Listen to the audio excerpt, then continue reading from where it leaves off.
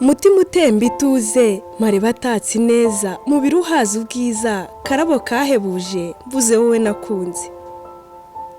Ndabona utuje uneje nkava mu byanjye rwose nkabura aho njye ugiye, garuka umbwire ibyiza, garuka unsange mbyeyi, garuka uteke ntuze ndeke kurara ntumbye, ndeke kurwara intimba, ndeke gushonga ndeba, mbona gutuza rwose. Kubona ugiye untaye bisa no kwibwa ndeba, nkarira ntawe unyumva, umuniho wanjye ubundi umarwa no kumva ugamba. Ukizwa no kumva unkanda enda gira unkanda ingingo, mbona ubutuza rwose, mbona ubutera kuka, mbona ubutwenga twenga. Uzi ko guhera ugenda nahuzwe ibintu byose, guseka byarahunze, icyo mfite ni agahinda, gukira byaracutse. Umutima ni ikigunda, indaro ni ikibunda, ibyo mbona ni amacuho, udahari nta kineje, udahari numva ndwaye. Udahari ni umunabi, andika umbwire umunsi utejo nzaza iwanyu, iyo nkuru nsanga ishyushye, iyo nkuru iteye ishyushyu. Nyaruke mbwire iwacu bikoze mama mbyara, ndetse mbwire data buke tubyuke twese maze tukwitegure.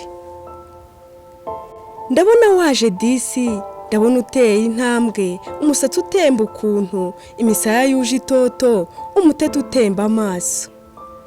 Ijosi ryawe rimeze nk'umunara wubakishije amahembe y'inzovu, matora ni igituza, amataka atemba amaribori, amaguru ateye ubwuzu. Ndabona naje bwangu, ndakugwa mu nda wese, ndabura ubwikubura, umutima wiyesura, iyo mu gituza cyanjye. Ndabona utetse iwacu, ndumva mama mbwira tuyo ni wa mukobwa, oya murebe mawe, dore uwo ndara ndota, dore uwo ntwaye ubwenge, dore uwo nshaka iwanjye, uko utamuhaga ubwiza niko anatunze ubwenge.